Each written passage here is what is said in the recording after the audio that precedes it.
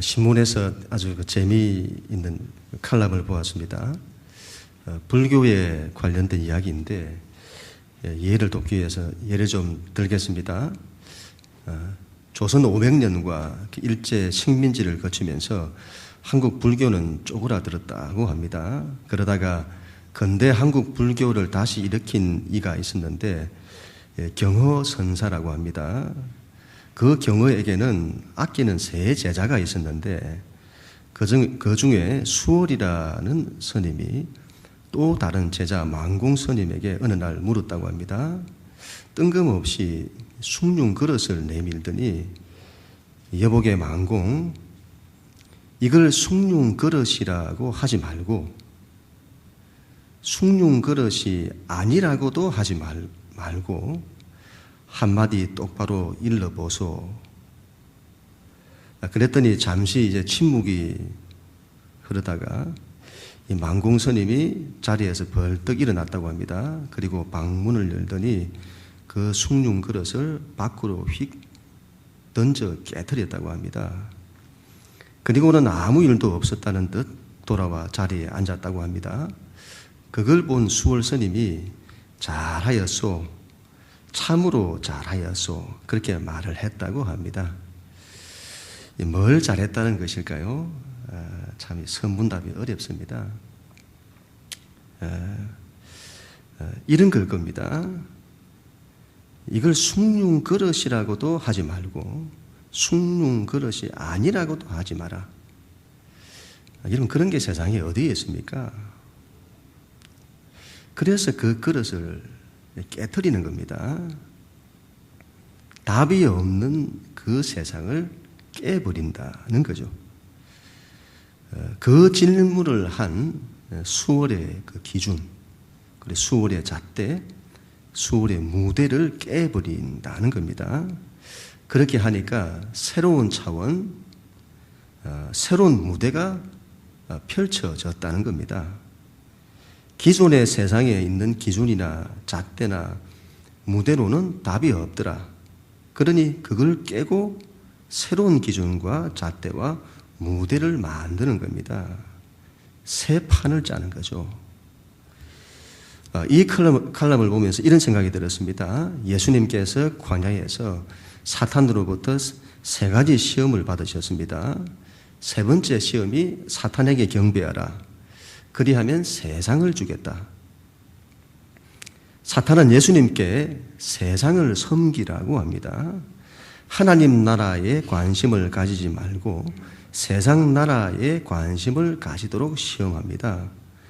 세상을 유토피아로 바꾸어 보라. 하나님의 아들이라면 그렇게 해야 되는 것 아니냐. 세상에서 답을 찾아보라. 그런데 예수님께서는 그 요구를 거절하십니다. 왜 거절하실까요? 이 세상을 유토피아로 만드는 이게 맞는 것 아닐까요? 왜 거절하시죠? 예수님께서는 세상에 답이 없음을 보신 것일까요? 예수님께서는 새 판을 짜시는 겁니다. 새로운 차원, 새로운 기준, 새로운 잣대, 새로운 무대를 만드십니다. 우리가 예수 그리스도를 믿는다고 하는 것은 새로운 기준과 새로운 무대로 들어갔다는 것을 말합니다. 그곳에는 새로운 기준과 잣대가 있습니다. 우리는 그 룰을 따라야 합니다. 그런데 그렇게 사는 것이 매우 어려운 듯합니다. 왜냐하면 사람은 본성적으로 세상을 섬깁니다. 사람은 세상의 기준과 잣대로 살고 싶어 합니다. 사람은 변화를 싫어합니다. 하나님을 믿어도 하나님의 방식보다는 세상의 방식으로 살고 싶어 합니다. 기준과 잣대를 바꾸고 싶어 하지 않습니다. 조금만 바뀌면 불편함을 느끼죠. 싫어합니다. 여러분, 우리는 지난 한 주간 동안에 가을 특별 새벽 기도회를 드렸습니다. 특별히 창세기 1장의 말씀을 가지고 많이 나누었습니다. 창세기는 1차적인 독자가 출애굽한 이스라엘 백성, 그들을 염두에 두고 기록된 겁니다. 당시 이스라엘 백성은 애굽이라는 나라에서 오랫동안 종살이를 했습니다. 하나님께서 그들 이스라엘 백성을 구원해 내셨는데, 근데 이 이스라엘 백성이 하나님이 누구신지를 알지 못합니다. 하나님을 어떻게 섬기는지도 알지를 못합니다. 애굽은 세상을 대표하죠. 세상 나라를 상징합니다. 이스라엘 백성이 그곳에서 종살이를 한 겁니다. 노예로 살았습니다. 그 세상에 매여 살았다는 것을 말합니다. 그곳 애굽 사람들은 온갖 신을 섬깁니다. 하늘도 섬기고 바다도 섬기고 땅도 섬기고 하늘에 있는 태양을 섬기고 이를 성신을 섬기고 각종 생물과 동물을 섬깁니다. 이스라엘 백성은 그런 애굽 사람들의 그 방식에 너무 익숙해진 겁니다. 구원을 받았는데 그들은 하나님도 애굽의 방식으로 섬기려고 합니다. 모세가 하나님의 산에 올라가서 늦게 내려오니까 혹시 죽었는지 모르겠다. 그리고는 모세의 형을 충동하여 금으로 뭔가를 만들어내죠. 그리고 그것을 너희를 애굽 땅에서 이끌어낸 너희의 신이다, 너희 하나님이라고 말합니다. 하나님을 금송아지 형상으로 만들어서 섬기는 겁니다. 애굽 사람이 하던 방식이죠. 하나님을 세상의 방식으로 섬깁니다. 그래서 모세는 그 이스라엘 백성에게 하나님의 방식을 가르칩니다. 하나님이 누구신지를 가르칩니다. 새로운 기준과 잣대를 말합니다. 하나님이 어떤 분이신지, 하나님을 어떻게 섬겨야 하는지. 하나님은 창조주시다. 세상의 모든 것은 하나님께서 창조하신 것이다. 그것은 너희의 숭배의 대상이 아니다. 너희가 다스려야 할 대상이다. 너희가 왜 그들을 섬기냐? 너희가 왜 세상을 섬기냐? 너희가 왜 세상에 매이냐? 너희는 자유자다. 너희는 세상의 그 어떤 것에도 매이지 않는 자다. 너희의 경배의 대상은 유일한 하나님 한 분뿐이시다. 그런데 여러분, 이스라엘 백성이 그 세상에서 벗어나지를 못합니다. 자유하지를 못합니다. 끊임없이 세상에 매이고 세상을 섬기며 살아갑니다. 인간이 세상을 섬기는 것은 본성이라. 그래서 그것을 바꾸는 것은 그렇게 어려워 보입니다. 훈련되지 않고는 쉽지 않은 듯합니다. 여러분, 인간이 세상을 섬기는 방식은 크게 두 가지로 나타납니다. 하나는 세상을 사랑하는 것이고 또 하나는 세상을 두려워하는 것입니다. 인간은 세상을 사랑합니다. 세상의 가치를 사랑합니다. 세상을 추구합니다. 세상을 즐깁니다. 세상이 주는 꿈과 비전을 품습니다. 그것을 위해 자아를 실현시킵니다. 자기를 개발하고 성공을 위해서 살아갑니다. 자기를 높이고자 합니다. 그것을 위해 경쟁도 마다하지 않고 남을 넘어뜨리는 것도 마다하지 않습니다. 또 다른 하나는 세상을 두려워합니다. 그들은 세상에서 실패할까 두려워합니다. 세상에서 낙오할까 두려워합니다. 그들은 세상의 방식을 싫어합니다. 그들 세상의 이 생존 경쟁의 방식이 불편합니다. 그들은 세상에서 스트레스를 받고 소외를 느끼고 우울함을 느낍니다. 사는 것이 무거운 짐으로 다가옵니다. 의미가 없습니다. 사는 것이 고통이고 아픔입니다. 남는 것은 수고와 슬픔밖에 없습니다. 그러나 그들은 그 세상을 벗어나지 않습니다. 왜냐하면 두려움 때문이죠. 그러한 세상의 방식을 따르지 않으면 실패한다고 생각합니다. 죽는다고 생각합니다. 그래서 그들은 세상의 방식을 싫어하면서도 그것을 떠나지 못합니다. 그래서 그들의 인생은 늘 근심이 많죠. 염려합니다. 불안해합니다. 세상에 대한 이 두 가지 반응, 세상에 대한 사랑, 세상에 대한 두려움, 이 두 가지 반응은 인간의 내면 속에 두 얼굴로 자리 잡고 있습니다. 그 책을 소개하는 글을 보았는데 책 제목이 이렇더군요. 결정장애 세대. 여러분, 이런 세대가 있는가 봅니다. 지금까지 X세대, 인터넷 세대, SNS 세대, 여러 말들이 나오더니 이제는 결정장애 세대, 이런 말이 나오더군요. 1980년 이후 출생한 젊은이들을 가리킨다고 합니다. 그들의 특징은 너나 할 것 없이 강한 개성을 지녔지만 삶의 방향을 상실한 젊은 세대라고 합니다. 그래서 이 세대를 한마디로 메이비 세대라고 부른답니다. 이 세대는 인류 역사상 유례없는 풍족한 환경을 누린 덕에 아주 자유롭고 자기중심적이라고 합니다. 그 어떤 세대보다 자기 몸을 가꾸는데 열광하고 SNS로 사생활을 낱낱이 공유한다고 합니다. 그들은 모든 것이 가능하다, 모든 것을 할 수 있다고 들어왔고 교육받아 왔기에 이 세상에 대해서는 낙관적이지만 다른 한편으로는 자신이 아무것도 되지 못할까 봐 두려움에 떨고 있는 연약한 존재라고 합니다. 너무도 많은 기회가 있기에 그것이 오히려 길을 찾지 못하는 갈피를 잃어버린 측은한 세대라고 합니다. 메이비 세대, 결정장애 세대. 그들의 내면은 이중성을 가지고 있습니다. 세상에 대한 사랑, 세상에 대한 두려움. 오늘 예수님께서 이스라엘 북쪽 갈릴리에서 남쪽 예루살렘으로 여행하는 중인데 많은 것들을 제자들과 함께 나누시고 말씀하시고 가르치십니다. 특별히 누가복음 12장에서는 우리의 신앙에서 조심해야 할 것을 말씀합니다. 너희는 신앙에서 이것을 조심해라. 그것이 너희 신앙을 추락케 할 것이다. 조심해야 한다. 첫 번째로는 바리새인의 누룩을 조심하라. 그들의 외식을 조심하라. 율법주의를 조심하라. 인간의 본성은 하나님 신앙을 율법적으로 하고 싶어 합니다. 이것이 너희 신앙을 추락케 한다. 조심하라. 그리고 지난주에 이제 나눴던 말씀이죠. 너희 안에 있는 탐심을 조심하라. 인생의 목적을 더 큰 곳간을 지어서 그곳에 재물을 쌓아두고 이제 평안히 쉬고 먹고 마시고 즐거워하자는, 너희는 인생을 그렇게 살고자 하는 것을 버리라.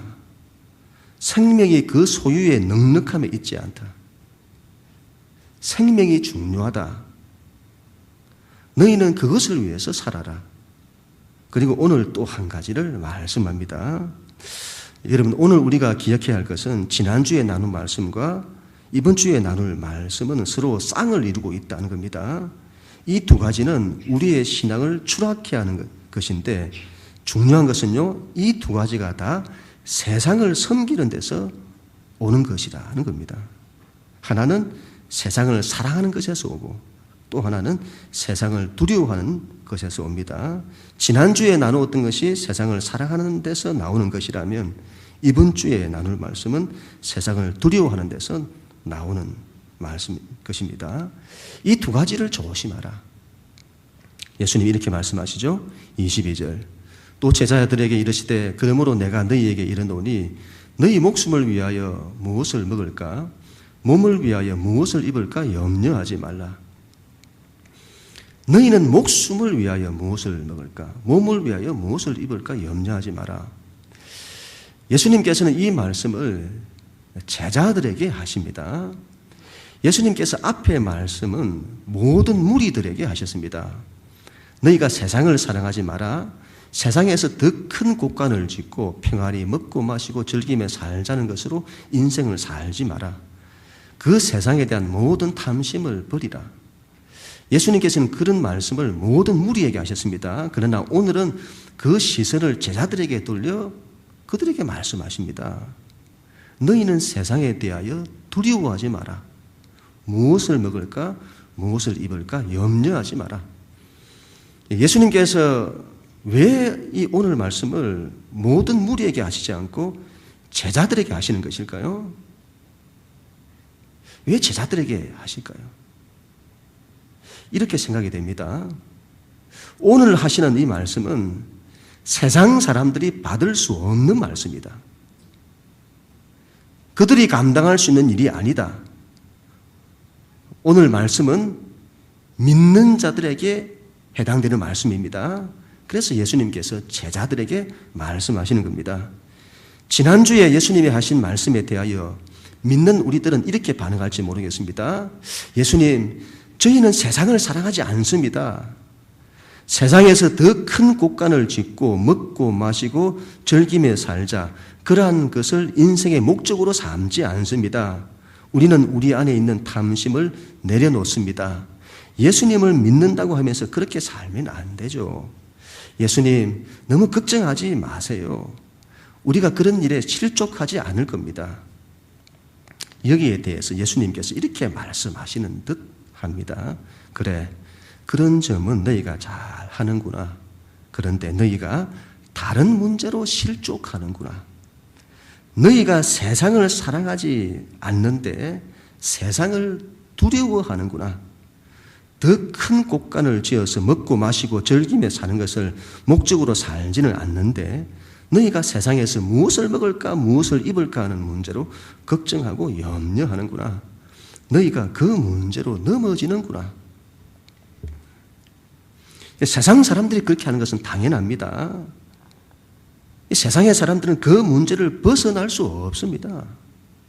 왜냐하면 그들은 세상에 속했고 세상에 매여 있습니다. 그들은 먹고 사는 문제에서 벗어날 수 없습니다. 그러나 너희는 그렇지 않다. 그런데 너희가 세상 사람들과 똑같이 하는구나. 세상을 사랑하지 않는 것은 좋으나 세상을 두려워하는 것은 여전하구나. 너희는 그것을 조심해야 한다. 그것이 너희 신앙을 추락케 하는 결정적인 이유다. 너희가 넘어지는 문제를 보라. 뭘로 넘어지냐? 전부 그 문제가 아니냐.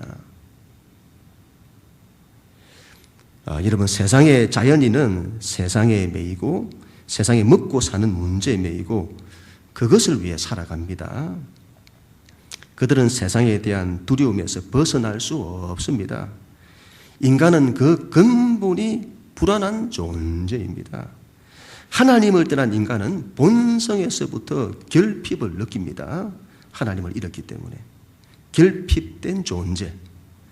그것이 인생을 통해서 나타나는데 불안으로 나타나죠. 그래서 세상 사람들은 불안과 염려와 걱정 가운데 살아갑니다. 세상의 것을 추구하죠. 세상의 것을 추구하는 대신에 그들이 거두는 대가입니다.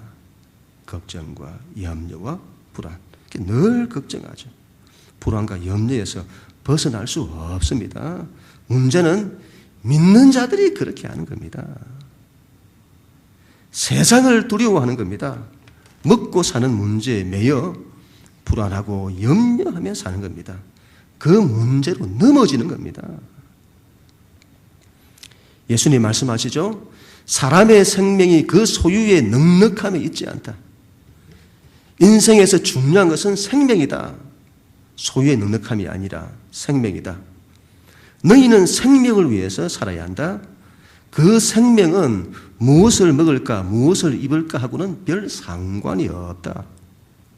그런데 생명을 위해 산다고 하는 너희들이 그 문제로 염려하느냐?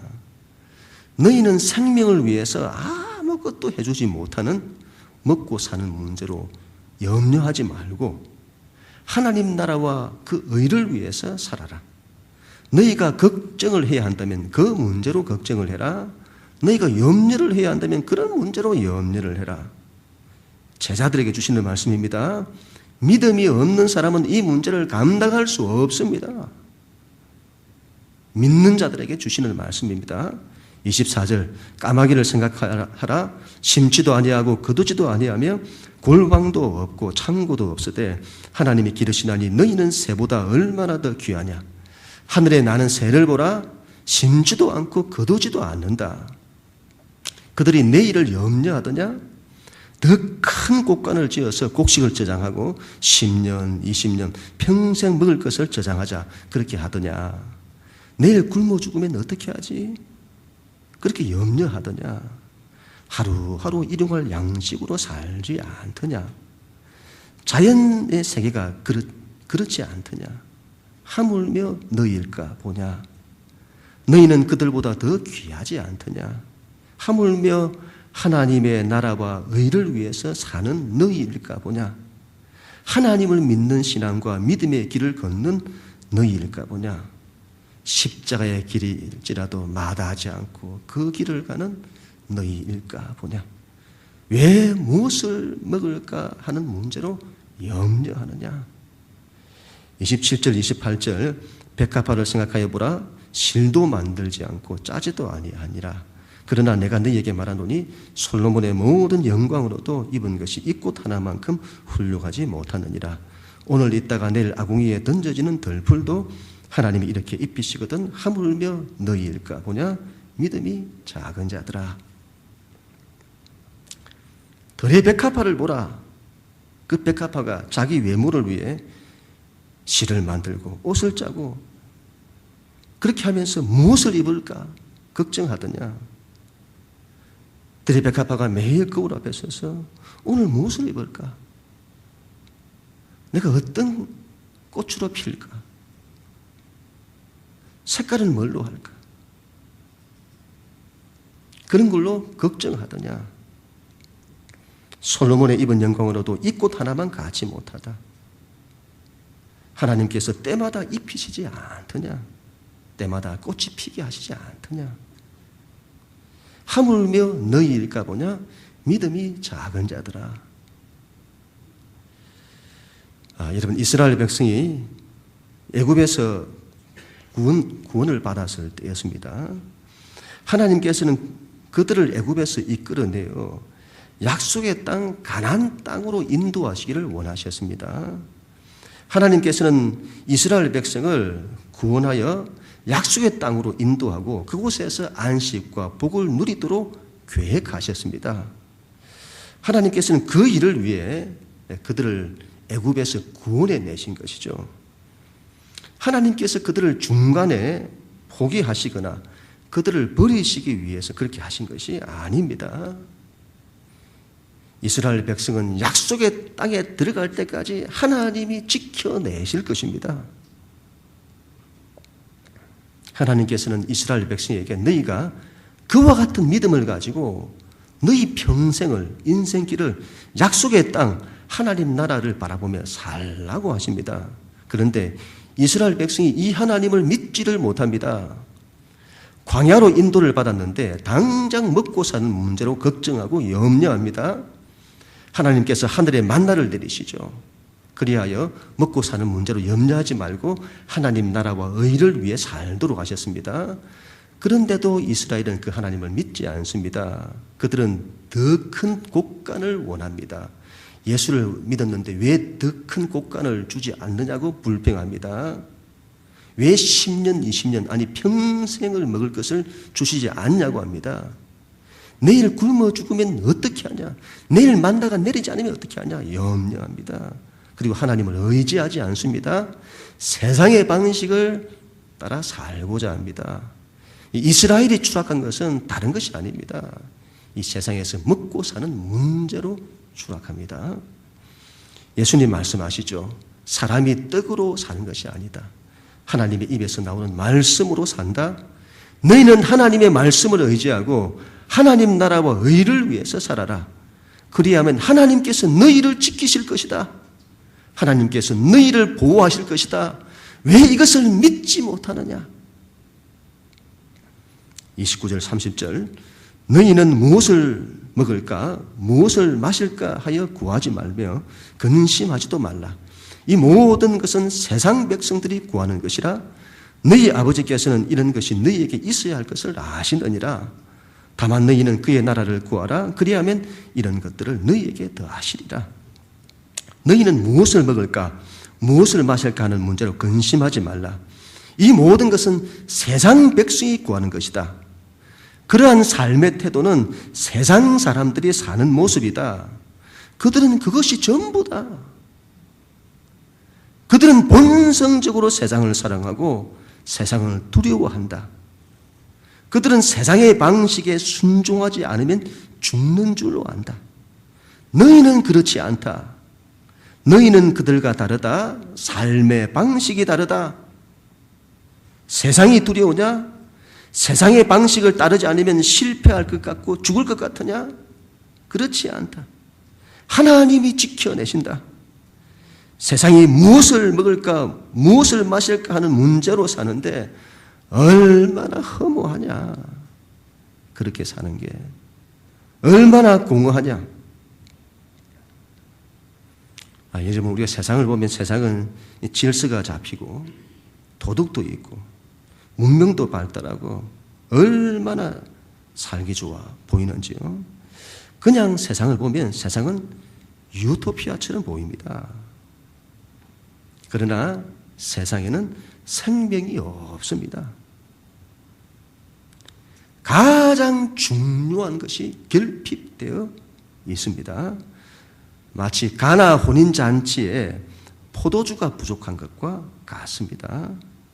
혼인잔치에서 모든 것이 다 갖추어졌습니다. 그런데 가장 중요한 것이 빠진 겁니다. 포도주가 없습니다. 그걸로 혼인잔치는요, 분위기 다 깨지는 겁니다. 엉망이 되는 겁니다. 어떤 것으로도 이 결핍을 메울 수가 없습니다. 누가 메우죠? 예수님이. 우리 인생의 결핍을 말합니다. 이 세상은 모든 것을 할 수 있을 것 같고 모든 것을 갖춘 것 같지만 가장 중요한 생명이 결핍되어 있습니다. 세상은 그 생명의 결핍을 메우려고 여러분, 이 인류를, 이 역사를 얼마나 복잡하게 만들었는지요. 답이 있으면 세상이 간단할 것인데 답이 없으니까 얼마나 복잡하게 만들었는지요.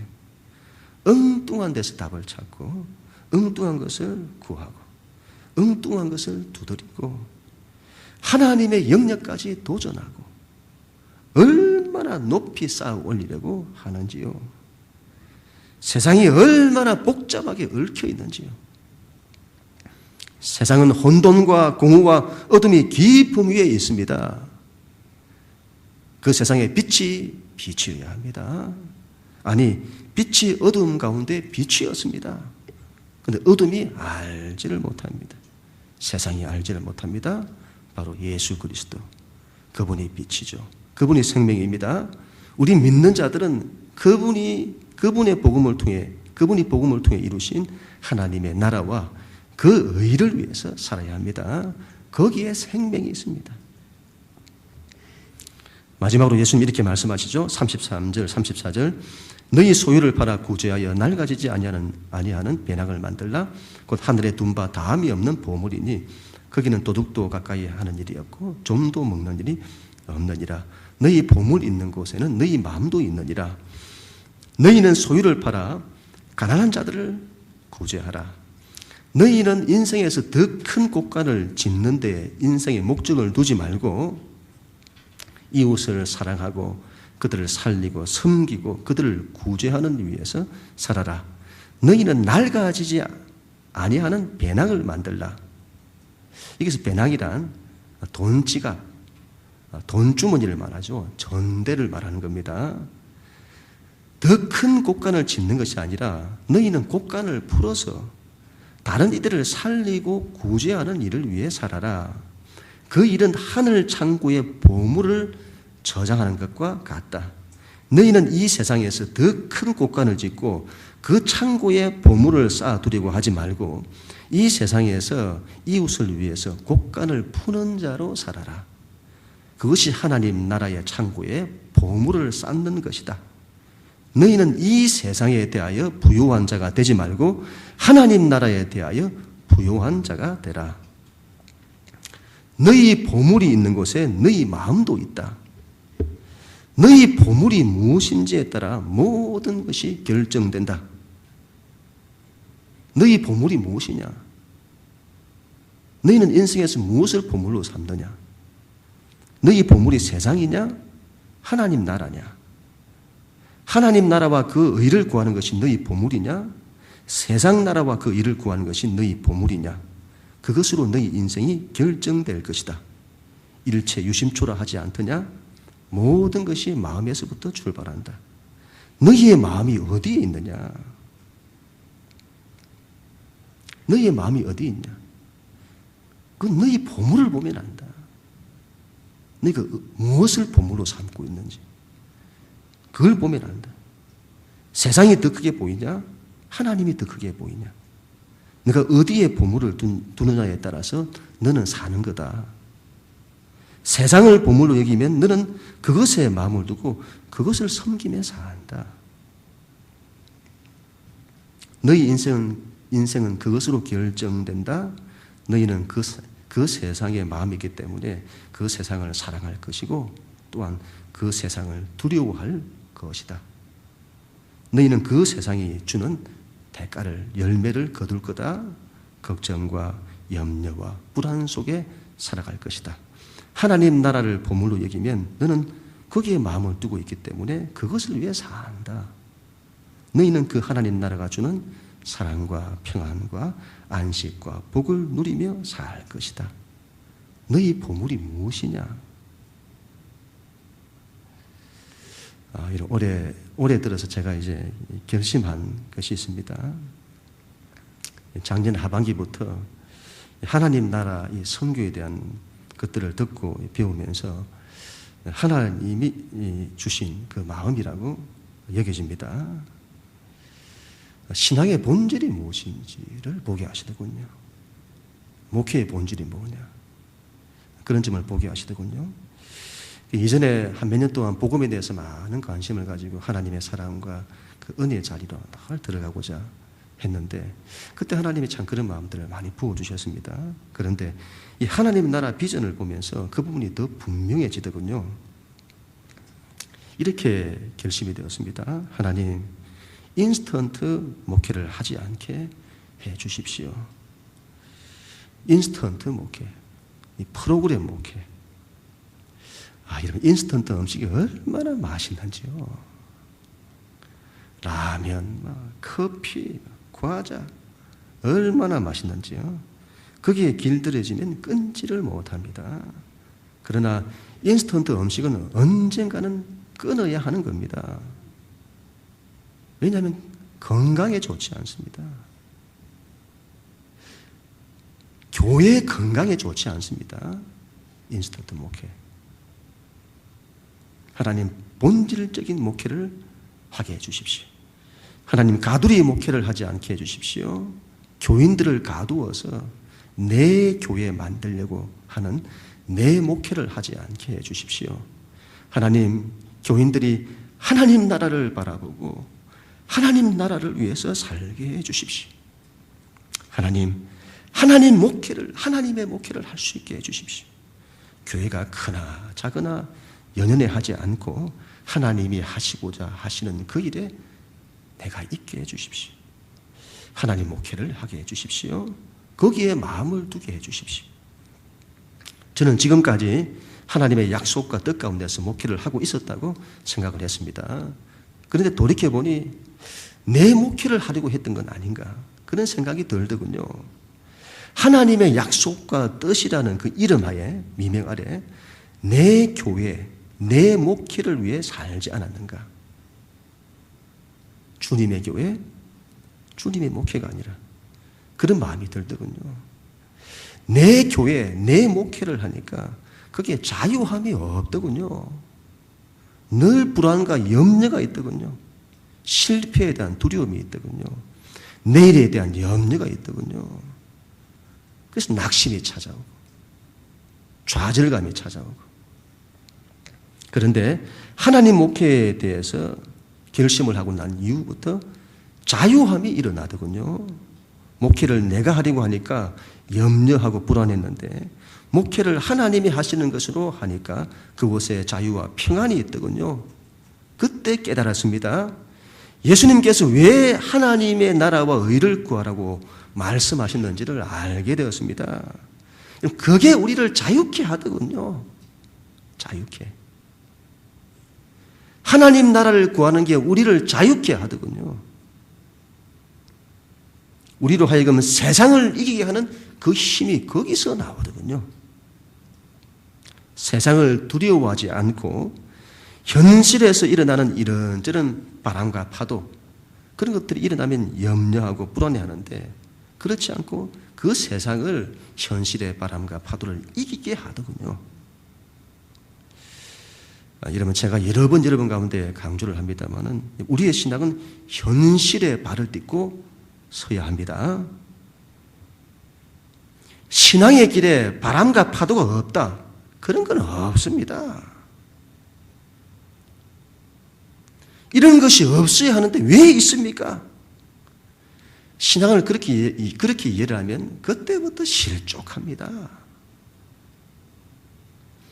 바람과 파도가 없어야 하는데 왜 있냐? 그런 마음을 왜 가지죠? 세상을 두려워하기 때문에 갖는 마음입니다. 예수님께서는 우리에게 현실의 바람과 파도가 없다고 말씀하시지 않습니다. 그러한 세상을 두려워하지 말라. 너희가 이긴다. 여러분, 믿는 우리는 세상을 사랑하지 말아야 합니다. 더 중요한 것은 세상을 두려워하지 말아야 합니다. 바람과 파도가 있는 현실에 두 발을 탁 딛고 일어서야 합니다. 현실을 두려워하면 염려와 불안 가운데 살게 됩니다. 하나님께 대한 믿음을 가지고 하나님 나라와 의를 구해야 합니다. 하나님께서 우리를 지켜내실 것입니다. 하나님 나라와 의를 구하라. 그리하면 그 모든 것을 너희에게 더하실 것이다. 하나님의 사랑과 은혜와 평안과 안식으로 너희의 삶을 채우실 것이다. 그러한 믿음으로 다시 한번 우리가 주님 앞에서 일어서는 우리 모두가 다 될 수 있기를 주님 이름으로 간절히 축원합니다.